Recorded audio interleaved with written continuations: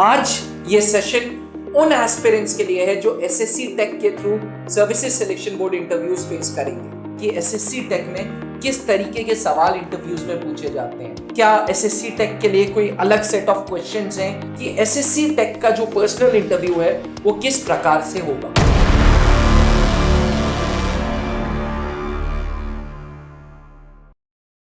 जय हिंद एस्पिरेंट्स, स्वागत है त्रिशूल डिफेंस एकेडमी के यूट्यूब चैनल पे।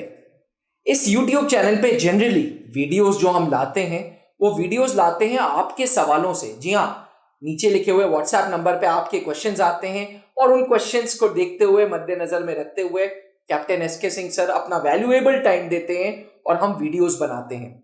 आज ये सेशन उन एस्पिरेंट्स के लिए है जो एसएससी टेक के through services selection board interviews face करेंगे। सर, सीरीज ऑफ क्वेश्चंस आए कि एसएससी टेक में किस तरीके के सवाल इंटरव्यूज में पूछे जाते हैं।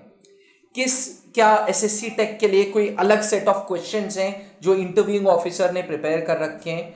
बेसिकली कितना ड्रिलिंग इंटरव्यू होगा। तो मैं आपके तजुर्बे से ये जानना चाहता हूं कि एसएससी टेक का जो पर्सनल इंटरव्यू है वो किस प्रकार से होगा। सर, एसएसबी तो बहुत डिफर नहीं होता है। एसएसबी किसी भी एंट्री वाइज नहीं होता है। They must prepare themselves for SSB जी। और इनको ये चीज़ ये समझनी चाहिए कि एसएसबी इज़ नॉट, जो इंटरव्यू है this is not a job interview जी, है ना। This is one interview of your personality. This interview is purely related to your behaviour, your personality जी, what kind of youngster you are जी, how you have lived your life ji, and since you are looking for a career now, so what contribution you are going to give to armed forces. If someone has not lived his life up to the standards or the basic fulfillment of their needs ji, so needs in the terms of, not in the physiological needs in the terms of their aspirations, their ambitions, their outlook towards the world, ये किस level का रहा है उनका, ये बहुत मायने रखता है।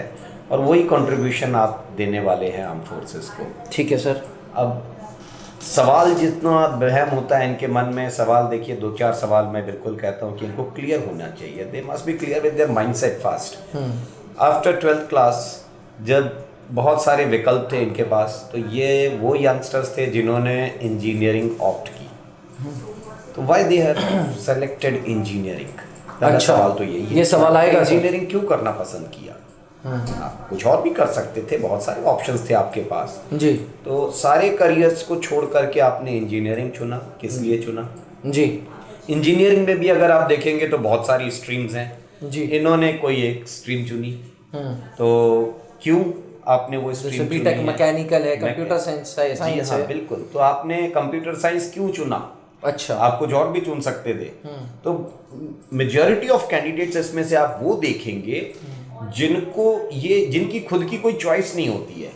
ये कहते हैं कि सर 12th के बाद वो एक ऑप्शन था, वही एक ऑप्शन था हमारे लिए, इसलिए हमने कर लिया। क्या इस सवाल को बीटेक को आर्मी से भी रिलेट करेंगे कि बीटेक किया है तो आर्मी क्यों?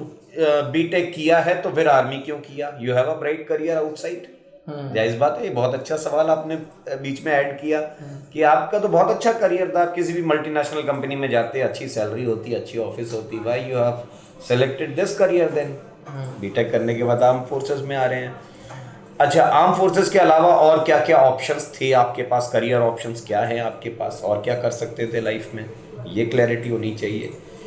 फौज में आने के बाद आप जिस बीटेक को करके आ रहे हैं, जिस स्ट्रीम से आपने बीटेक किया है, उस स्ट्रीम से आप फौज को क्या कंट्रीब्यूट करने वाले हैं? अच्छा, ये भी आएगा सर, आपको पता होना चाहिए। तो सर आप ये सब आप क्लासेस में प्रिपेयर कराते हैं कैंडिडेट्स को? हाँ, बेसिक जो एसएससी टेक वाले बच्चे आते हैं, टीजीसी वाले बच्चे आते हैं, उनको पता होना चाहिए आर्म फोर्सेस जिस भी ऑर्गेनाइजेशन में आप जा रहे हैं उस ऑर्गेनाइजेशन में आपका क्या रोल होने वाला है वो पता हो। फिर उस ऑर्गेनाइजेशन की बेसिक जानकारी भी आपके पास होनी चाहिए। अच्छा, ये थोड़ा फर्क डालता है इनके अंदर। ये कैंडिडेट्स उस मामले में देखा जाए तो ये अपने माइंडसेट को क्लियर नहीं रख पाते हैं। अच्छा, ये थोड़ा सा ना इस मतलब तरीके से जस्टिफाई नहीं कर पाते हैं कि अगर आप इनसे यही पूछ लीजिए कि ठीक है मैकेनिकल इंजीनियरिंग की है, why you have selected mechanical engineering, कहते सर ऑप्शन नहीं बचा था इसलिए मैकेनिकल इंजीनियरिंग कर लिया। तो ये तो कोई बात नहीं हुई। इससे तो आपका व्यक्तित्व देखिए, आप इसके पीछे जो आप अपना व्यक्तित्व करियर को स्ट्रॉन्ग ले ही नहीं रहे कि आपने हर एक चीज अपॉर्चुनिस्टिक तरीके से की है, जो मिल गया उसमें संतुष्ट थे।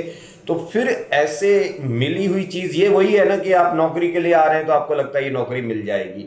नौकरी के लिए नहीं आ रहे हैं आप, आपको अपनी पूरी जिंदगी यहाँ गुजारनी है इस यूनिफॉर्म में, तो बेहतर कंट्रीब्यूशन भी देना पड़ेगा उसमें।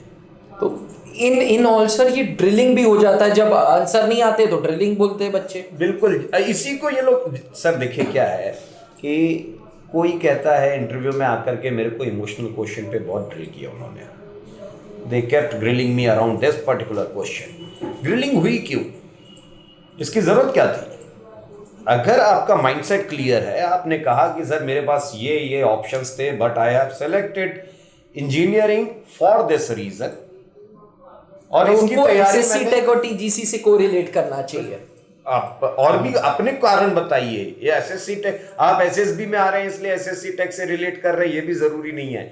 आपके खुद कुछ विचार आए होंगे 10th क्लास के बाद, आपने पीसीएम ऑप्ट किया है, आप बायो भी ऑप्ट कर सकते थे, आप कॉमर्स ऑप्ट कर सकते थे, आप ह्यूमैनिटीज ऑप्ट कर सकते थे, आपने ये सब्जेक्ट ऑप्ट किए हैं 10th के बाद, तो आपकी क्लैरिटी तो वहां से शुरू होती है। रिवर्स इंटीग्रेशन, सही बात है सर, है ना? सही बात फिर है। वो क्यों कर लिया आपने?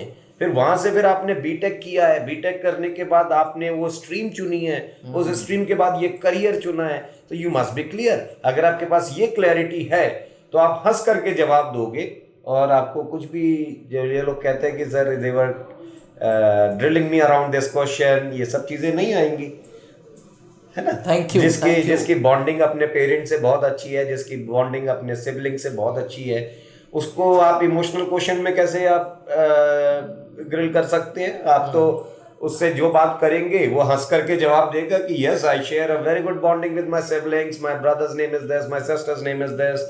ये अपने भाई बहनों का नाम भी नहीं ले सकते, इंटरव्यू में लेते ही नहीं है, ठीक है? अपने पेरेंट्स का नाम ले लेते हैं, बाकी इनके सिबलिंग्स का ये नाम भी लेना उचित नहीं समझते हैं, और फिर ये कन्विंस क्या करना चाह रहे हैं कि बॉन्डिंग बहुत अच्छी है। अंडरस्टूड। खुद समझ में आना चाहिए इनको। इसीलिए मैं एस्पिरेंट्स को बोलता हूँ कि भैया एसएससी टेक है, कोई चांस नहीं लो, भर भर के एसएससी टेक को मौका मिल रहा है फौज में जाने का, go prepared, go with proper guidance. Captain SK Singh sir, colonel Pankaj Mehrotra sir Trishul defence academy में ऑनलाइन ऑफलाइन प्लेटफॉर्म पे अच्छी गाइडेंस दे रहे हैं। Prepare yourself, do homework on yourself, तभी जाके एसएससी टेक एंट्री में सक्सेस मिलेगी। मौके का फायदा उठाओ, this is a good opportunity specially for the final year engineering students. बने रहिएगा त्रिशूल डिफेंस एकेडमी के साथ, ऐसे ही एक्साइटिंग वीडियोस लेके कैप्टन एसके सिंह सर और मैं आते रहेंगे आपके साथ। जहां बनते हैं देश के गौरव, इंडिया का एकमात्र ऐसा कोचिंग इंस्टीट्यूट जहां कैडेट्स को ट्रेन किया जाता है आने वाले डिफेंस एग्जाम के अनुसार। अगर आपका भी सपना है भारतीय सेना में शामिल होकर देश की सेवा करने का, तो आज ही ज्वाइन करें त्रिशूल डिफेंस एकेडमी।